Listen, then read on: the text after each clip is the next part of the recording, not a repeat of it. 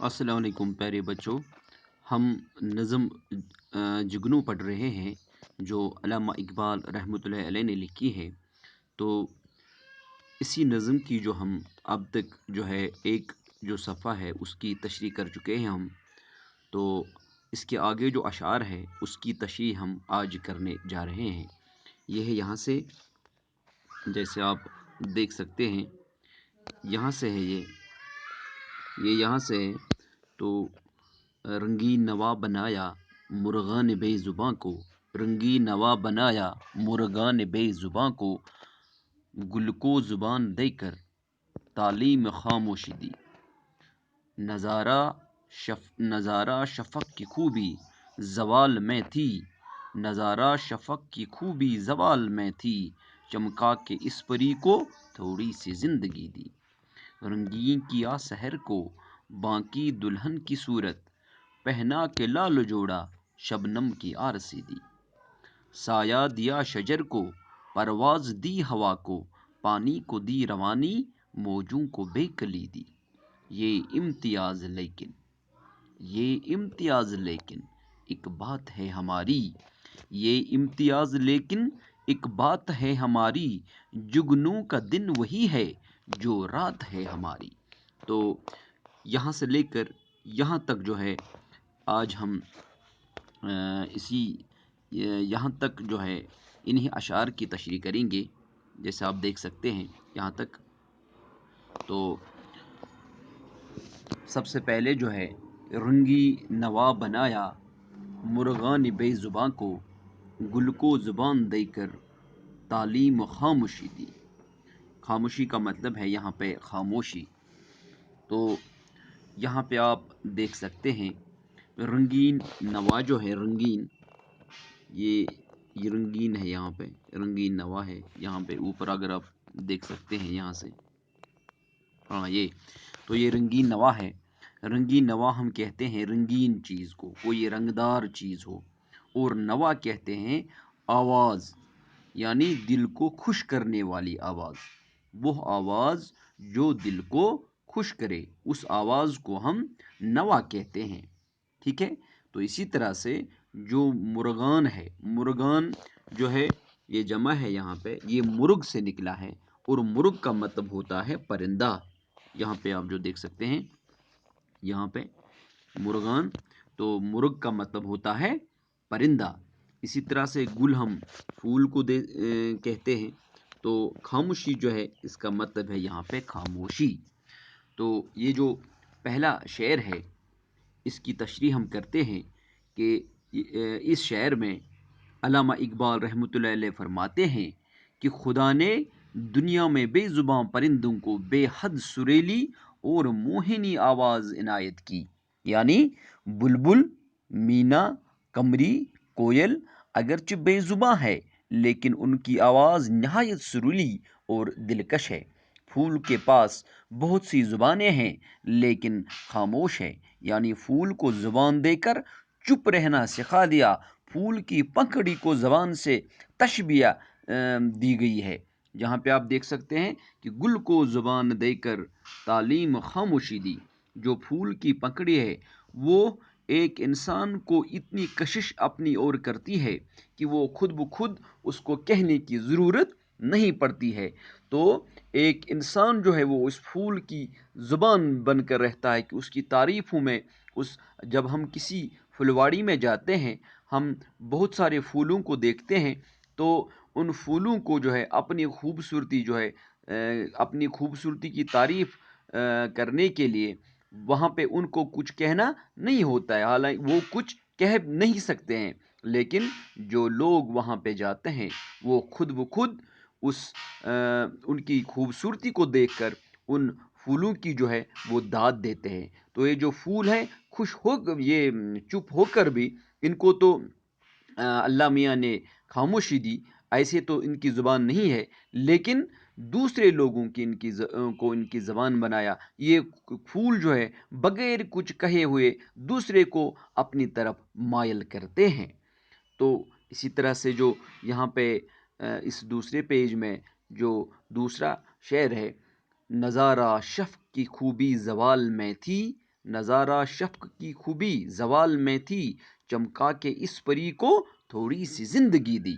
تو اقبال فرماتے ہیں کہ جب سورج غروب ہو جاتا ہے، شفق کا مطلب ہے یہاں پہ جب سورج غروب ہونے کو شفق کہتے ہیں، ٹھیک ہے۔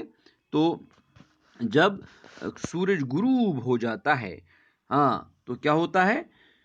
تو اس وقت آسمان کے کناروں پر ایک سرخی ظاہر ہوتی ہے جس کو شفق کہتے ہیں، اور شفق کے سمے یا شفق کے وقت کی خوبی جو اسی میں ہے کہ وہ جلد غائب ہو جاتی ہے، اس لیے اس پری کو بہت تھوڑی عمر دی۔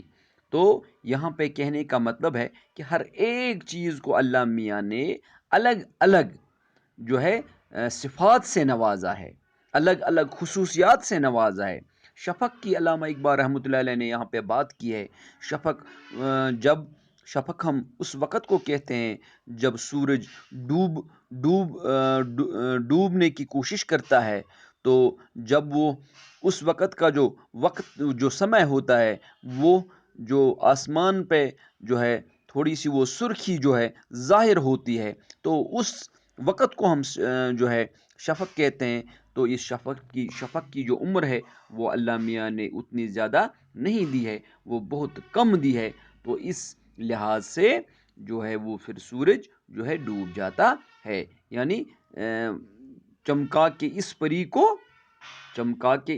کو تھوڑی سی زندگی دی، اسی لیے اس پری کو جو ہے بہت تھوڑی عمر دی ہے۔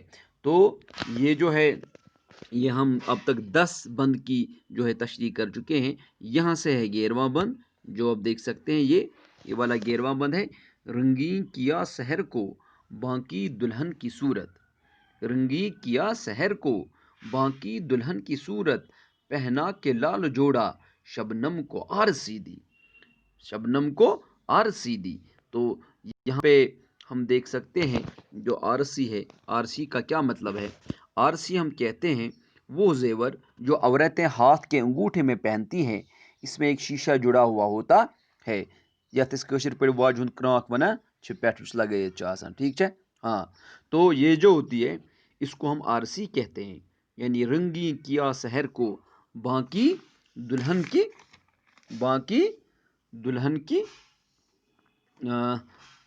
کی صورت، پہنا کے لال جوڑا شبنم کی آرسی دی۔ اقبال فرماتے ہیں کہ رات کے بعد اس کی تاریکی کو ختم کر کے صبح کو خوبصورت دلہن کی طرح رنگین کر دیا، اور اسے سرخ رنگ کا لباس پہنا کر شبنم کی آرسی دے دی۔ تو یہاں پہ اقبال رحمۃ اللہ علیہ پھر کہتے ہیں، اب جب شفق ہوا تو شفق بھی ختم ہوا، تو رات گپ اندھیری ہوئی، تو اس کے بعد اللہ میاں نے اپنے کرم سے صبح کا جو وقت ہے اس کو بالکل ایسے ہی بنا دیا جیسے آرسی ہوتی ہے، جیسے ہم کہتے ہیں کہ جیسے چمکتا ہوا کوئی شیشہ کس میں ہوتا ہے؟ عورت کے ہاتھ کے انگوٹھے میں جو انگوٹھی ہوتی ہے اس میں جو شیشہ جڑا ہوا ہوتا ہے، بالکل اسی طرح صبح کو پھر چمکا دیا، یعنی صبح کو جو وقت ہے اللہ میاں نے اس کو اپنی الگ خوبصورتی عطا کی۔ ہاں، تو اس میں کیا ہے کہ جب ہم صبح کے وقت بھی دیکھتے ہیں تو صبح کے وقت بھی جب سورج طلوع ہونے کو ہوتا ہے تو اس کا جو رنگ ہوتا ہے وہ بالکل سرخ ہوتا ہے، اس لحاظ سے جو شبنم ہے اس کو اسی رنگ کا جو ہے جوڑا پہنا دیا، تو اس کو شبنم کو لال بنا دیا، یعنی خوبصورت بنا دیا۔ سایہ دیا شجر کو، پرواز دی ہوا کو، پانی کو دی روانی، موجوں کو بے کلی دی۔ اور کیا کیا اللہ میاں نے؟ دیکھیے، اللہ اقبال فرماتے ہیں کہ اللہ نے کائنات میں ہر شے کو جدا گانا خاصیت دے دی۔ درخت کو سایہ دیا ہے، ہم درخت کے نیچے بیٹھ سکتے ہیں، اس کے سائے کا مزہ لے سکتے ہیں، لیکن دوسری طرف آپ دیکھ سکتے ہو کہ ہوا کو اڑنے کی قوت دی، پانی کو چلنا اور لہروں کو بے قراری بخشی۔ بے کلی کا مطلب ہوتا ہے بے قراری، یہ جو بے کلی ہے یہاں پہ اس کا مطلب ہوتا ہے بے قراری۔ تو لہروں کو کیا دی؟ لہروں کو بے قراری دی۔ ہاں، تو اس لحاظ سے یعنی ہر ایک چیز کو اللہ میاں نے الگ الگ خصوصیت سے نوازا ہے۔ ہاں یہ امتیاز، لیکن ایک بات ہے ہماری، جگنو کا دن وہی ہے جو رات ہے ہماری۔ ہاں اقبال فرماتے ہیں کہ خدا نے دنیا میں ہر شے میں کوئی نہ کوئی دلکشی، حسن اور خاصیت رکھی ہے، لیکن یہ فرق اور اختلاف ہمیں نے قائم کیے ہیں۔ حسن اور خوبصورتی ہر جگہ ایک ہے، مگر ان کے جلوے مختلف ہے۔ جگنو کا دن وہی ہے جسے ہم رات کہتے ہیں۔ یعنی اقبال رحمۃ اللہ علیہ فرماتے ہیں کہ اللہ پاک نے اپنے نور سے ہر شے میں کوئی نہ کوئی خصوصیت ضرور رکھی ہے، اور ہر شے کی جو دلکشی ہے، حسن ہے اور خاصیت ہے، وہ جداگانہ ہے۔ اور ان سب یہ جو حسن ہے، خوبصورتی ہے اور مختلف قسم کی خصوصیات ہے، ان کے پیچھے صرف ایک ہی نور ہے، یعنی جیسے ہم دن جب چمکتا ہے تو ہمارے لیے وہ دن ہوتا ہے، تو جگنو کے لیے دن وہی ہے جو رات ہے، کیونکہ وہ رات کو ہی چمکتا ہے۔ تو جو ہمارے لیے رات ہے وہ جگنو کے لیے دن ہے، کیونکہ ہم رات کے اندھیرے میں ہوتے ہیں، جبکہ جگنو اس وقت چمکتا رہتا ہے۔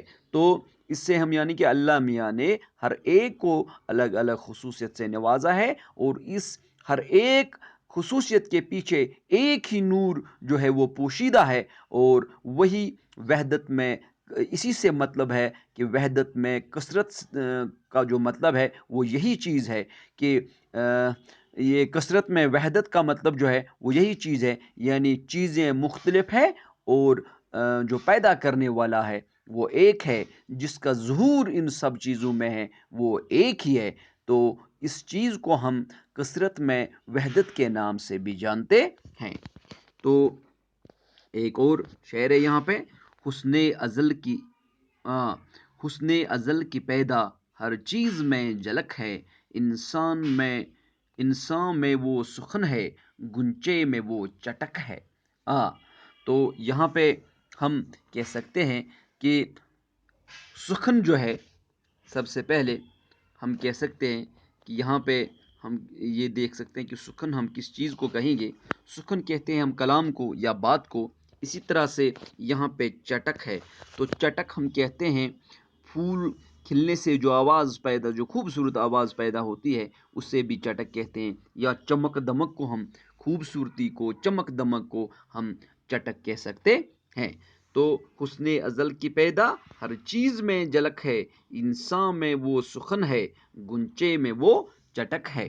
تو یہاں پہ اقبال رحمۃ اللہ علیہ جو ہے وہ فرماتے ہیں کہ اس دنیا میں جو بھی چیز ہے، اس میں ازل کا نور جھلک رہا ہے، یعنی یہ سب چیزیں نور مطلق سے پیدا ہوئی ہیں، اگرچہ ان کی شکلیں واضح، قطع اور اوصاف الگ الگ ہو گئے ہیں۔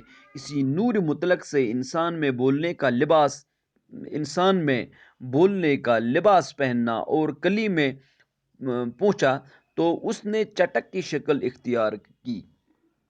اسی نور مطلق نے انسان میں بولنے، لباس پہننے اور کلی میں پہنچا تو اس نے چٹک کی شکل اختیار کی، یعنی جس طرح بولنا انسان کا ممتاز وصف ہے، اسی طرح چٹکنا کلی کی خاصیت ہے۔ تو یہاں پہ آپ یہ چیز دیکھ سکتے ہیں کہ یعنی انسان کو اللہ میاں نے بولنے کی طاقت جو ہے وہ عطا کی ہے، تو اس میں وہ خصوصیت ہے، جبکہ جو کلی ہے وہ بول نہیں سکتی ہے، لیکن وہ جو اس کی جو آواز ہے، جو اس کی چمک دمک ہے، وہ جو اس وقت کی آواز ہے جب کلی کھلتی ہے، تو وہ جو آواز ہے اس کو ہم چٹکنا کہتے ہیں۔ تو وہ کلی کی خاصیت ہے، وہ انسان میں نہیں ہو سکتی۔ تو بنیادی مطلب یہی ہے کہ خدا نے ہر چیز کو اپنی اپنی خصوصیت سے نوازا ہے۔ تو اللہ میاں نے ہر ایک چیز کو جو ہے اپنی اپنی خصوصیت سے نوازا ہے۔ تو آج کے لیے اتنا ہی، انشاءاللہ اللہ نے چاہا تو جو آنے والے اشعار ہیں ان کی تشریح ہم انشاءاللہ الرحمن کل کریں گے۔ جب تک کے لیے خدا حافظ و ناصر۔